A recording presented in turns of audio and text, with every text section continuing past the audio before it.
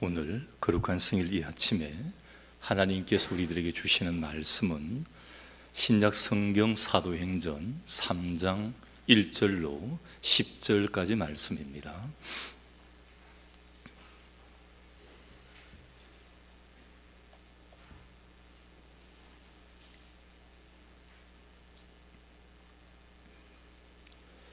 제9시 기도 시간에 베드로와 요한이 성전에 올라갈 새 나면서 못 걷게 된 이를 사람들이 메고 오니 이는 성전에 들어가는 사람들에게 구걸하기 위하여 날마다 미물이라는 성전문에 두는 자라.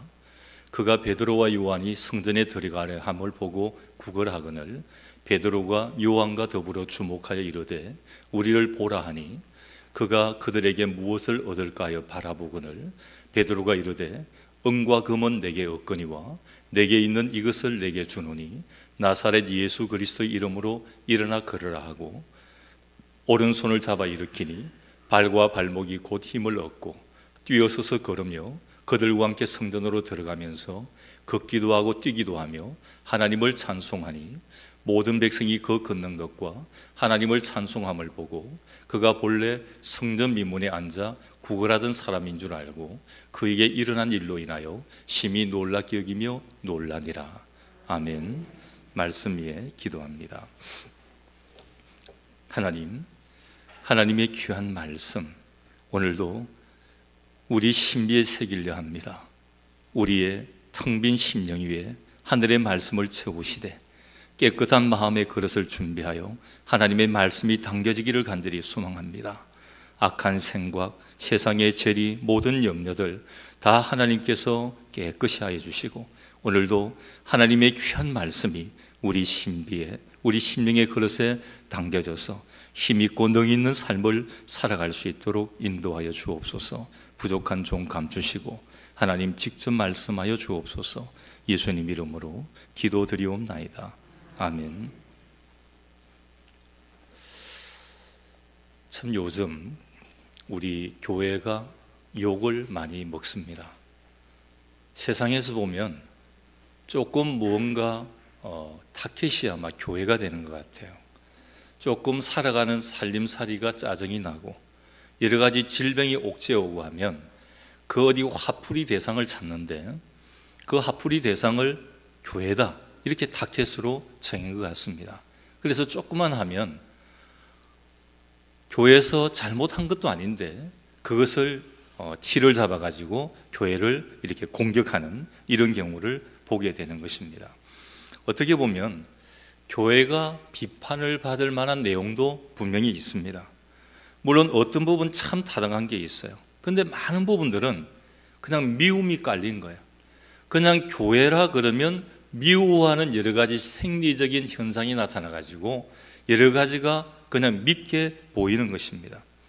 근데 이상한 것은 세상은 이렇게 교회를 미워하고 싫어하는데 이 미워하고 싫어하는 교회에 대해서 기대를 가지고 있다는 것입니다.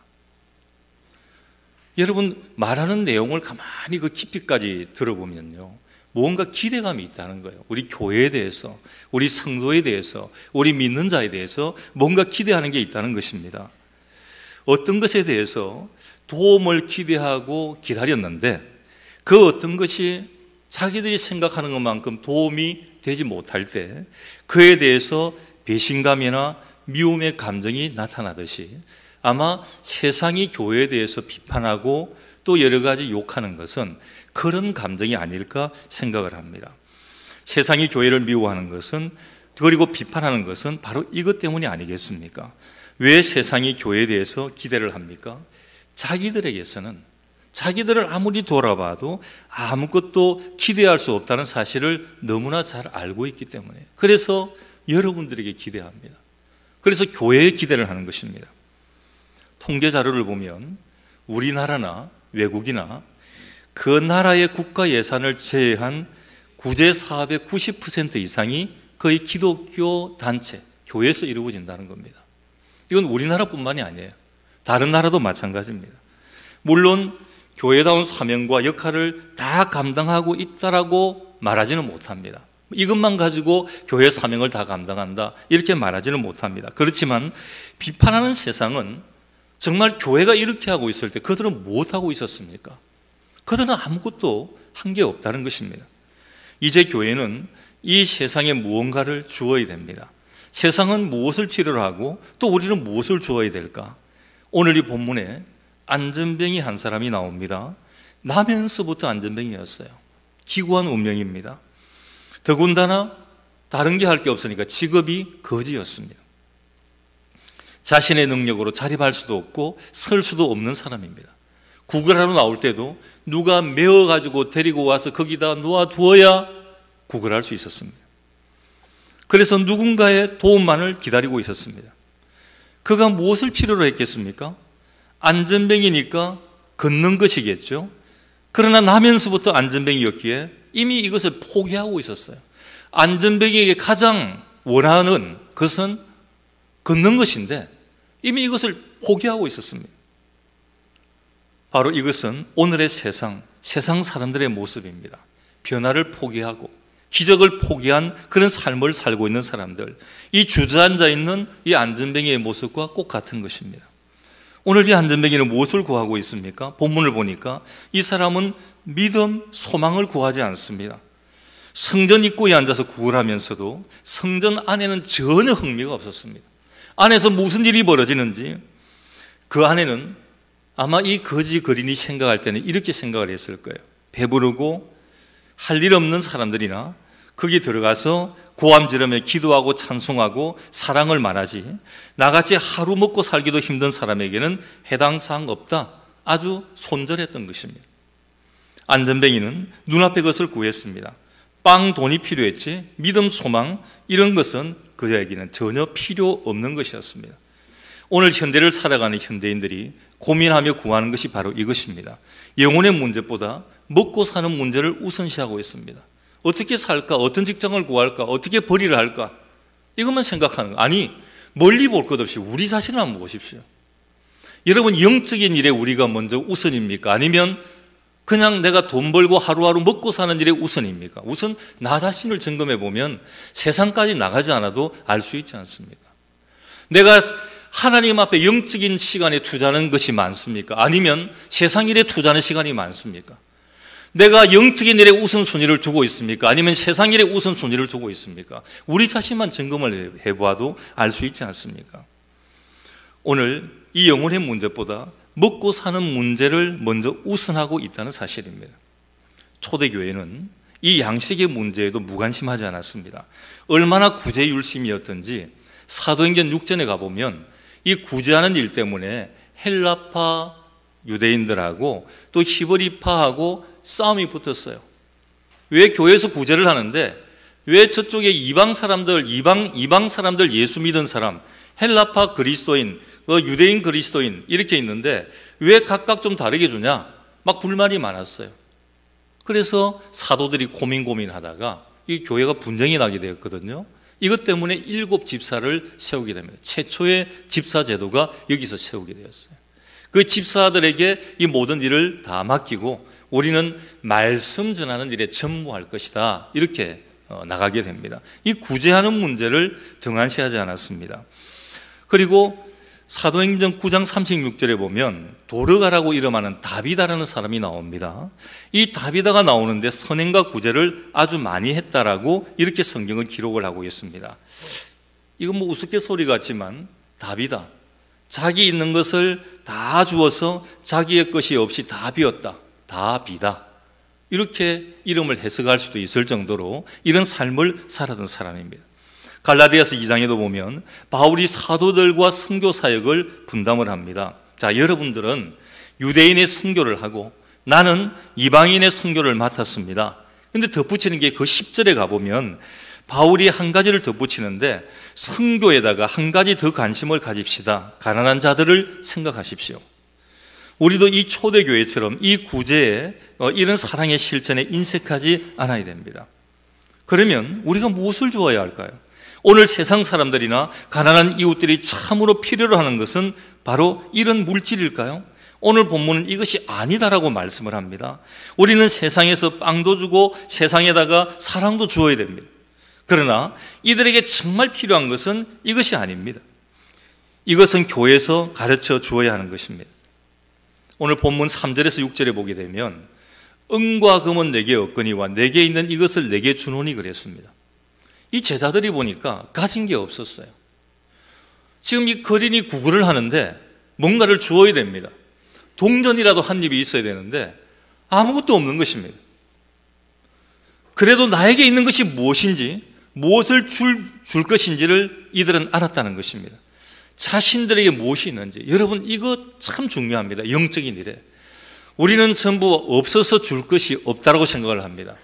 나는 너무 가난하고 나는 너무 늙었고 힘이 없고 그래 줄 게 없다고 생각을 합니다. 그런데 한번 여러분 생각해 보십시오. 하나님께서 여러분들에게 분명히 주신 게 너무나 많이 있습니다. 없는 것 중에 찾으라는 게 아니라 여러분이 있는 것, 가진 것 중에 찾으라는 거예요. 분명히 있습니다. 없는 게 없어요. 저 사람한테는 없지만 나에게 있는 게 있어요. 저 사람한테는 조금 있지만 나에게는 많은 게 있습니다. 교회에서 봉사, 전도, 구제 이런 일들을 좀 하십시오라고 권면할 때 이런 말들을 많이 합니다. 지금 농사 너무 바빠요.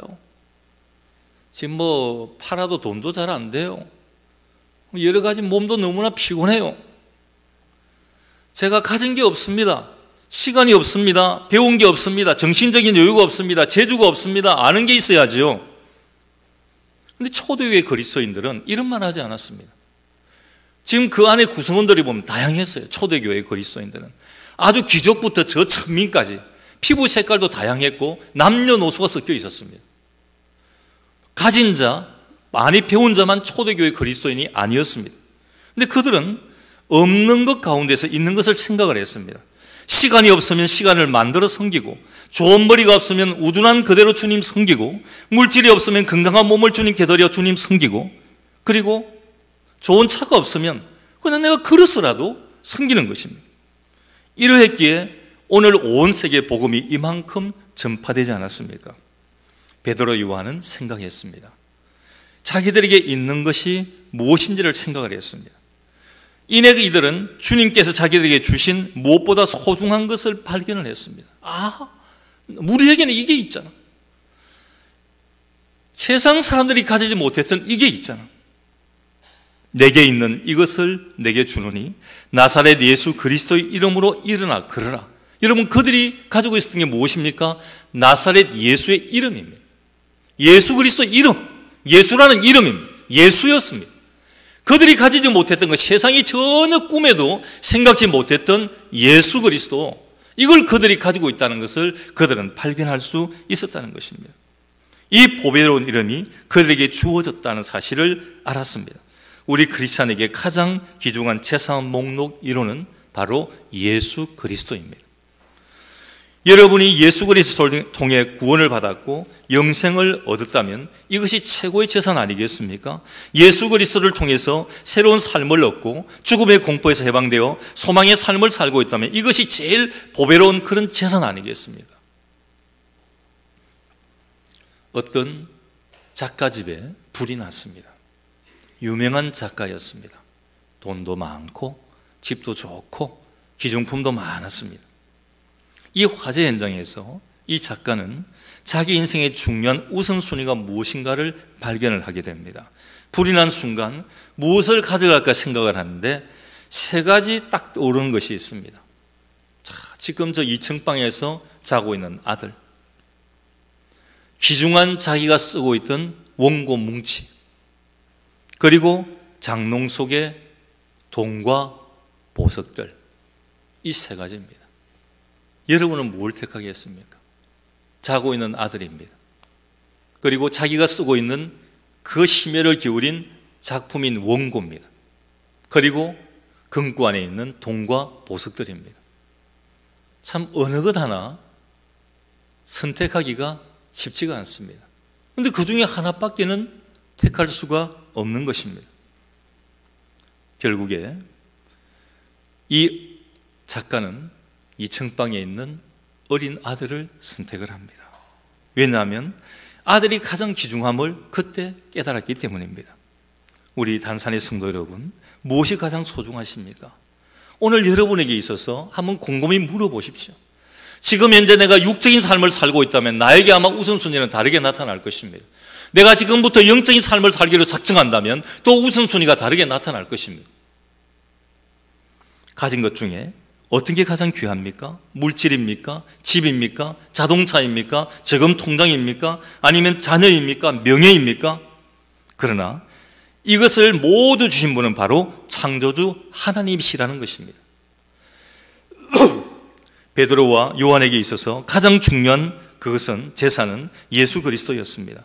그리스도를 소유하고 그리스도를 체험하고 아는 사람이 그리스도가 없는 사람에게 줄 수 있는 최대의 선물은 바로 예수 그리스도였던 것입니다. 안전뱅이 거리는 일어나 걷게 되었다는 귀중한 것을 얻었지만 이보다 더 귀한 것은 예수 그리스도를 알게 되었다는 것입니다. 은과 금은 내게 없거니와 내게 있는 이것을 내게 주노니 나사렛 예수 그리스도의 이름으로 일어나 걸으라. 우리가 세상 사람들에게 주어야 될 것은 단순한 구제품 몇 개가 아닙니다. 나를 변화시키고 우리를 변화시킨 이 사랑과 구원의 예수 그리스도를 그들에게 주어야 하는 것입니다. 그런데 이렇게 하기 전에 앞서 할 게 있습니다. 있어야 줄 것 아닙니까? 내가 가지고 있어야 줄 것 아닙니까? 나에게 재산 목록 1호가 되어야 줄 수 있을 것 아닙니까? 근데 우선 먼저 전제되어야 될 조건이 오늘 본문 1절에 보면 제9시 기도 시간에 이렇게 말씀을 합니다.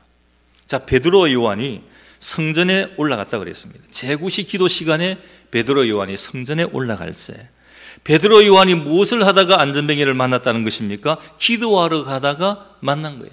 성전에 가다가 만난 것입니다. 우리가 이웃 사랑하며 베풀 수 있는 추진력과 동기는 바로 기도에서 나옵니다. 예배에서 나와요. 그래서 여러분 사랑 이야기하고 예수 이야기를 하지만 예배 드리지 않고 기도하지 않는데 그것은 그냥 바리새인과 같은 입술의 장난입니다. 아무리 미사 여구의 기도를 해도 예배 드리지 않고 기도하지 않으면 이건 말장난에 불과한 것입니다. 기도에서 나와요. 예배에서 나옵니다. 전도하고 구제하고 봉사하는 것, 이 얼마나 힘이 듭니까? 조금 하다가 좌절하기도 합니다. 그런데 감격적인 예배를 한번 드려보십시오. 설교자의 음성이 아니라 하나님의 음성이 들려옵니다. 주님 앞에 엎드려 기도하는 그 순간 내 마음을 어루만지는 주님의 손길을 체험하고 경험하게 됩니다. 이 순간 힘을 얻고 다시 일어나는 것입니다. 그래서 예배와 기도는 전제되고 필요하고 우선순위가 되어져야 됩니다. 다니엘은 이방 나라에 잡혀 노예 생활하는 가운데서도 하루에 3번 작정하고 예루살렘 성전이 있는 곳을 바라보며 기도했다고 했습니다.